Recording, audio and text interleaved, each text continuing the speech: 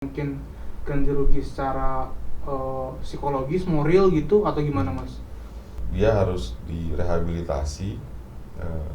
Misalnya kok kejahatan terhadap tubuh, ya tubuhnya juga direhabilitasi.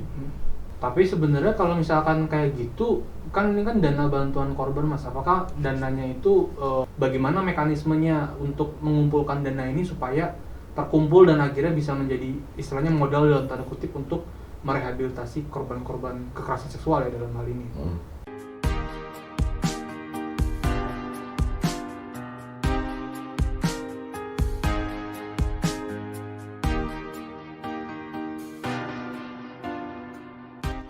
Widih, akhirnya mantap Mas, akhirnya Apaan? ini apa rancangan undang-undang tindak pidana kekerasan seksual disahkan hari ini sama DPR. Bagus kan? Rapat Kemarin paripurna. kan setahu gue udah sempet masuk di pembahasan tingkat 1 tuh, Iya, tinggal di paripurna kan? Iya, gue liat kemarin di apa Instagramnya ICGR udah masuk ke apa pembahasan tingkat 1, sekarang udah disahkan nih. Alhamdulillah. Resmi, jadi Indonesia udah punya undang-undang PPKS akhirnya setelah menunggu sekian Tahun, sekian puluh kayaknya itu. Belum pernah ada ya sebelumnya. Belum. Ya. Nah ini keren banget Mas, tapi yang kerennya lagi, dan sebenarnya aku juga penasaran sih kalau di undang-undang TPKS ini yang kemarin aku lihat juga di Instagramnya ICGR, itu tuh ada yang namanya Victim Trust Fund Mas, atau kalau misalkan di undang-undangnya tadi itu barusan aku baca namanya dana bantuan korban. Nah tapi sebenarnya itu tuh apa Mas sebenarnya dana bantuan korban ini apakah berbentuk ganti rugi uang atau mungkin ganti rugi secara psikologis, moral gitu atau gimana Mas? Namanya dana mungkin kan bentuknya uang ya, cuman kalau untuk teknisnya sendiri masih bingung sih, karena ini kan sebenarnya belum pernah ada di undang-undang sebelumnya yang lalu-lalu atau mungkin yang undang-undang yang lain nggak ada ya namanya. Nah, sebenarnya kalau ngomongin soal victim trust fund ya, perlindungan korban kejahatan itu sebetulnya itu terkait sama perlindungan korban kejahatan atau bantuan terhadap korban kejahatan. Oh, kejahatan ya? Korban kejahatan secara umum ya. Sebetulnya di seluruh dunia perhatian terhadap korban kejahatan itu juga belum lama. Biasanya dalam sistem peradilan pidana itu yang diperhatikan ya tersangka, terdakwa, terpidana, pelakunya ya. Ya, nah korban kejahatan itu belum terlampau lama sebetulnya perhatian terhadap korban kejahatan. Relatif masih baru lah timbang soal tersangka dan terdakwa. Nah, khusus untuk Indonesia sendiri sebetulnya korban kejahatan itu ada perhatiannya itu dimulai di Undang-Undang 881 dengan munculnya ketentuan soal ganti rugi. Di KUHP ya kan, di Undang-Undang soal hukum acara pidana itu. Tapi sering berjalannya waktu ada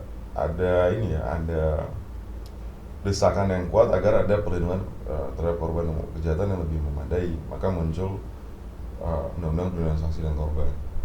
Nah, di situ diatur tuh ada selain kita kenal ganti rugi terhadap korban kejahatan, diatur juga soal restitusi selain hak korban kejahatan yang lain. Sebetulnya itu relatif sama sih antara ganti rugi sama restitusi ya, hanya memang aktor-aktor yang terlibat dalam sistem itu yang agak berbeda. Kalau ganti rugi korban kejahatan, aktornya purely si korban kejahatan sebetulnya lewat jaksa penuntut umum diajukannya. Nah kalau restitusi itu ada lewat lembaga perlindungan saksi dan korban.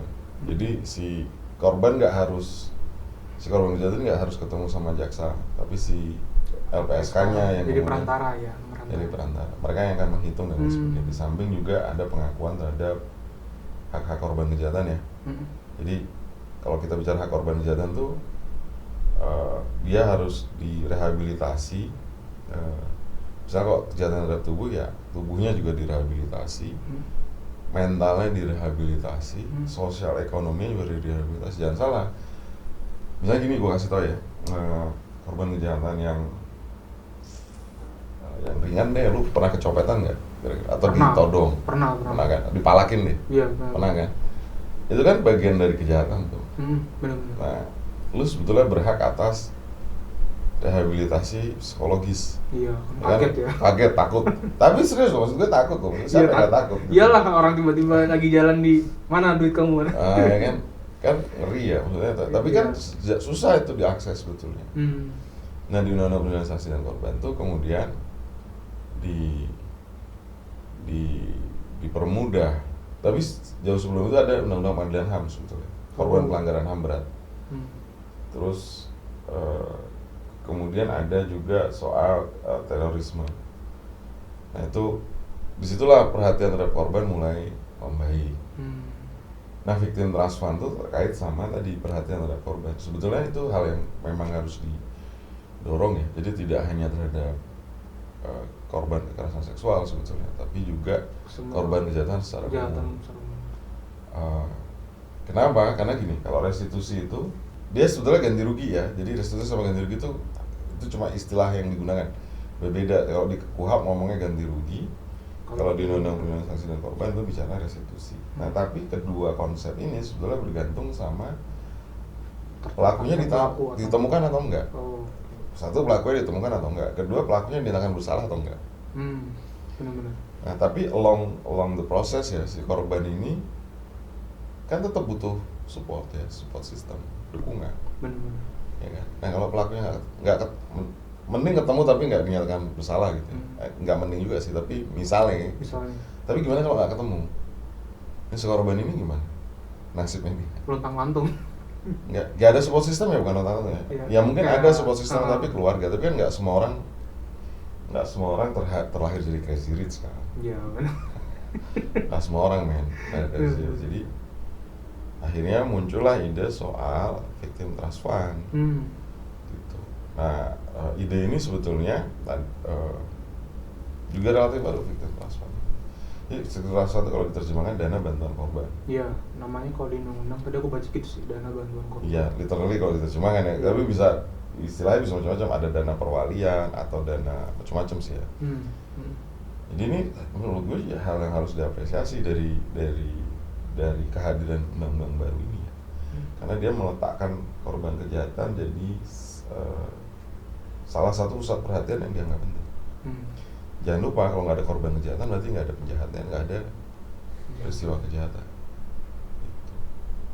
Bagus sih emang sebenarnya waktu awal-awal aku lihat di Instagram ICGR, terus aku habis itu cari-cari gitu ya, apaan nih sih victim trust fund, terus habis itu kenapa ini jadi concern gitu ya untuk harus dimasukkan ke dalam undang-undang RU TPKS ini. Tapi emang sebenarnya sepenting itu kan Mas VTF ya,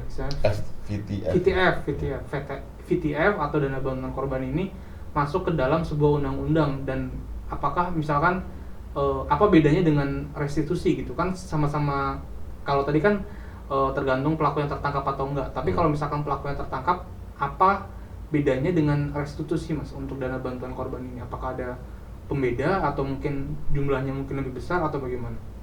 Nah, jadi dana bantuan korban itu sangat penting.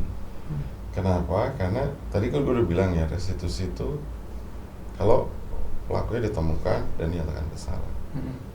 Tapi itu di ujung restitusi atau ganti kerugian setelah berkekuatan hukum tetap. Nah, tapi along the prosesnya gimana? Dan itu gak ada yang membiayai. Jadi misalnya kalau dalam konteks kasus kekerasan seksualnya ada biaya visum, ini siapa yang bayarin? Pada nggak kan, balik lagi ya, nggak semua orang Indonesia itu crazy rich kan, atau terlahir sebagai crazy rich. Kalau dia orang miskin dan buta hukum, ya susah dia tuh. Nah, kegunaannya tuh sebetulnya untuk salah satunya tuh mengcover hal-hal biaya seperti itu. Nah, belum lagi misalnya, tapi walaupun sebelumnya sudah ada ya beberapa pemerintah daerah yang mengalokasikan dana untuk korban kejahatan ini ya, tapi biayanya nggak gede karena 86 sampai sekitar kurang dari 300.000 lah. Nah, itu yang walaupun itu kecil tapi itu harus diapresiasi ya, karena itu pertama kali, dan itu bukan kewenangannya pemerintah daerah loh, itu kewenangannya pemerintah pusat. Nah, tapi kan kalau segitu ya nggak cukup, karena itu kalau kita ngomong visum, belum bicara yang lain-lain nih, misalnya dia butuh terapi psikologis, dia butuh mungkin kalau tindak pidananya yang kejahatan yang relatif serius ya, dia bisa kehilangan pekerjaan. Dan jangan dan yang harus diingat, yang kehilangan, yang kemungkinan kehilangan pekerjaan atau kehilangan pendapatan itu bukan hanya korban, tapi juga keluarganya. Kan nggak mungkin dia pergi kemana-mana sendiri kan. Iya. Temenin, Diantar-antar atau kalau pas di rumah sakit ada keluarga yang menemani, jaga segala macam. Itu, tapi gue nggak tahu ya apakah akan mencapai ke situ ya. Tapi itu orang-orang yang support group yang menemani si korban ini kan akan punya kemungkinan terdampak.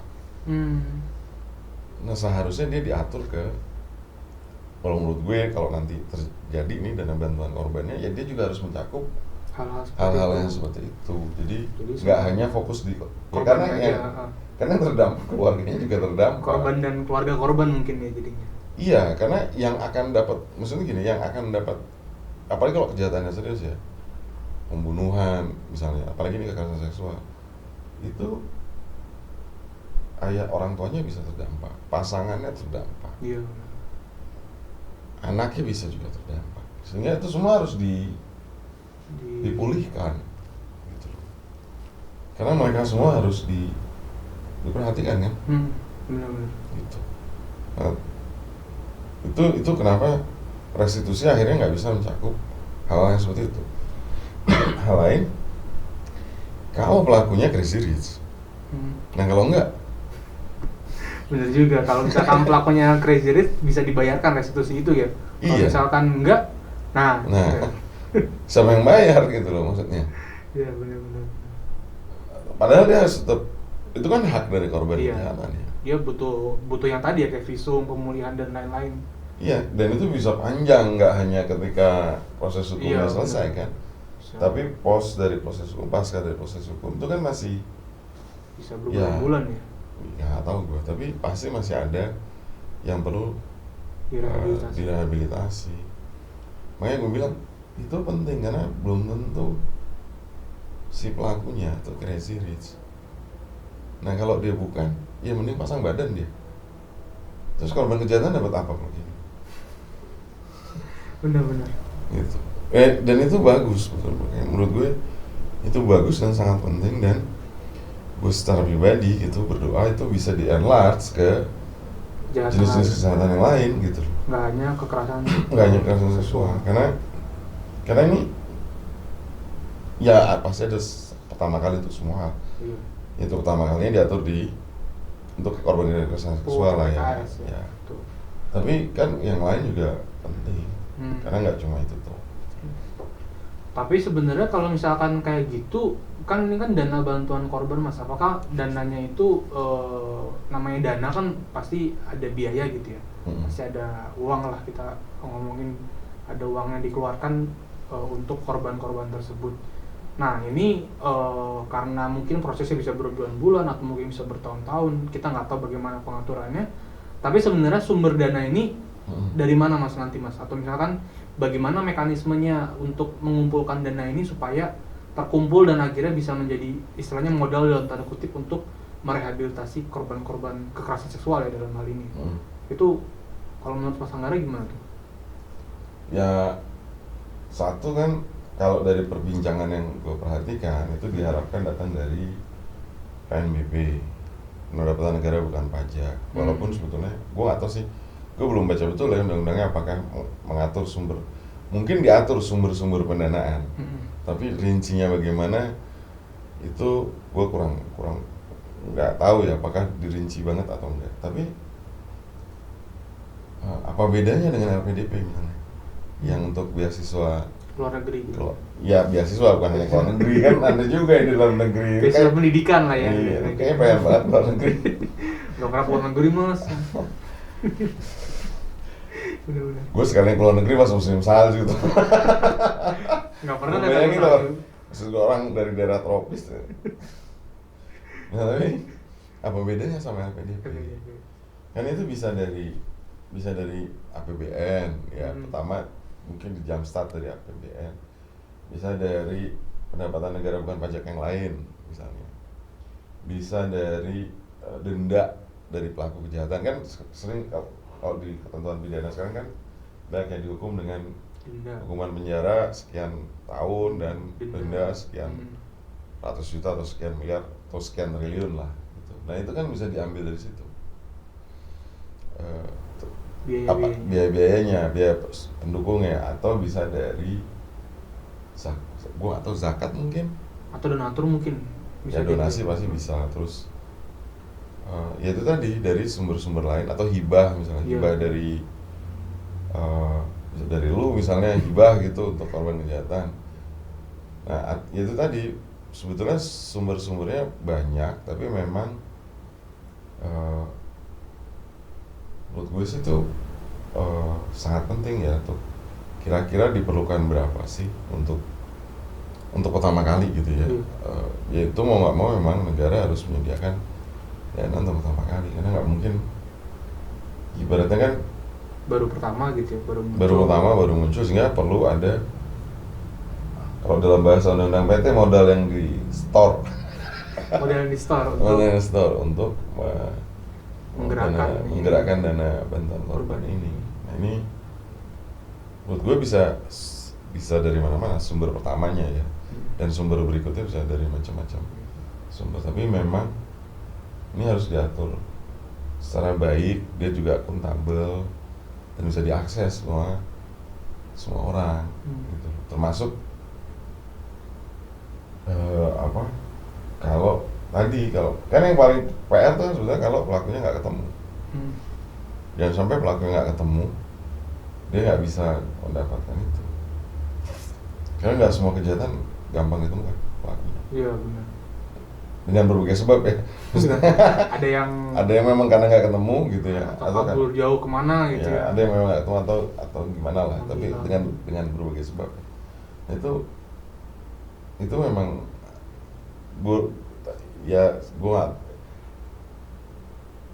ini penting maksud gue. Jadi sumber pendanaannya juga harus dipikirkan secara serius dan bisa untuk misalnya memang membiayai, memberikan dukungan, rehabilitasi untuk semua hal yang terkait dengan korban kekerasan seksual.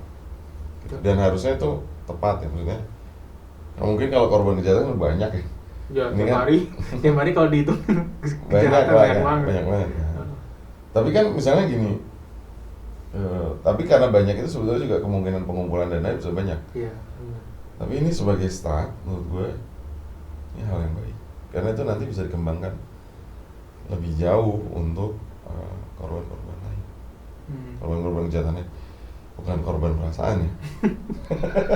Di ghosting terus, aduh aku butuh dana bantuan ghosting. Kayak gitu, tapi itu beneran emang kejahatan gitu loh.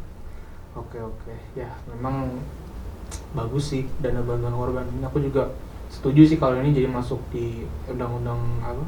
TPKS. Dan ke depan tuh menurut gue harus diatur di KUHP. Di KUHP, jadi ada pembaruan ya di KUHP kita. Pembaruan supaya itu mencakup seluruh korban kejahatan. Kalau misalkan gitu berarti restitusi hilang atau nggak mas? Ya nggak boleh hilang, karena kan. Tapi yang harus dipilih itu salah satu lu. Oh, ada pilihan. Bukan, maksudnya sekarang itu ada ganti rugi, ada restitusi. Ya mau pakai yang mana gitu loh, maksudnya jangan ada dua mekanisme ini, ya satu aja.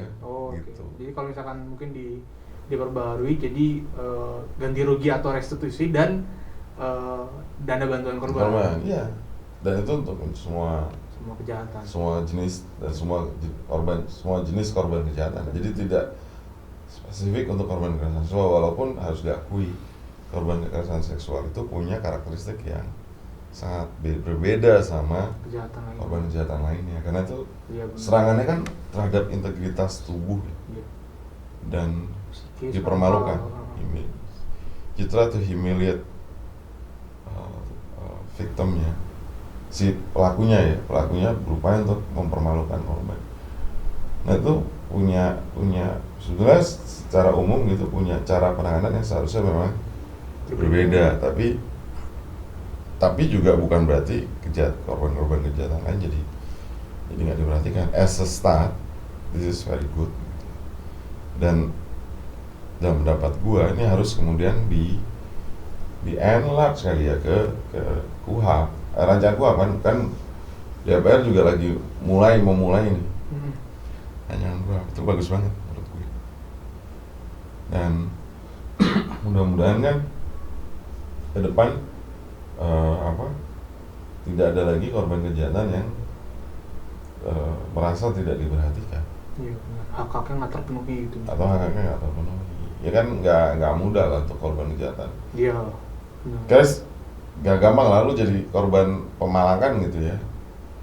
Mengadunya, ya kalau ya gak tahu sih, gue sih belum pernah. Gue pernah waktu zaman gue SMA sih, pernah juga dipalakin. Cuma gue gak kepikiran lapor polisi. Ke polisi, dan gue gak tahu juga bagaimana respon polisi terhadap kasus-kasus yang begitu. Tapi even if they do taking the report ya, laporan itu, tapi kan perasaan terguncangnya kita tuh, seingat gue tidak ada mekanismenya. Lo kan terguncang perasaannya. Iya. Serius tuh, maksud gue itu ada perasaan takut gitu setelah dipalak, atau dipalak aja maksudnya dalam artian yang mungkin nggak usah dipalak, kan gue pernah naik pesawat ya, kena turbulensi jatuh begini gitu. Gue di darat gue gak bisa bergerak 1 jam. duduk aja. Udah nyampe di airport nih, gue gak bisa bergerak. Aduh, syukur udah darat ya. Dan itu gue setahun takut loh naik pesawat. Nah iya, kayak gitu-gitu maksudnya kan. Nah, iya. Jadi maksudnya kalau dipalak dalam tanda kutip misalkan cuman 10.000, 20.000, itu bisa terguncang, apalagi yang kekerasan seksual. Nah ya itu. Kayak gue cerita, gue turbulen setahun nggak berani gue. Nggak beneran, gue nggak naik pesawat. Semua undangan pada waktu itu ya. Di luar negeri, di luar kota. Di luar kota. Di luar kota. Kalau tidak bisa ditempuh dengan mobil, itu gue tolak. itu kejadiannya gue dari mana? Jadi gini, ini agak intermezzo dikit ya, tapi kan maksud gue gini, waktu itu Adam Air baru jatuh. Oh ini waktu udah lama? Udah lama, Adam Air. Gue cerita nih bagaimana terguncangnya, kan? Apalagi korban kejahatan. Adam Air baru jatuh, terus gue tuh pergi menghadiri conference di Filipina. Jadi gue naik pesawat dari yang straight dari Manila ke Jakarta, langsung direct flight ya. Oh dia pulangnya? Pulangnya. Berangkatnya sih nggak apa-apa, biasa aman ya pulangnya. Nah pulangnya itu di atas laut Cina Selatan, terkena turbulence lah kan, 2 kali.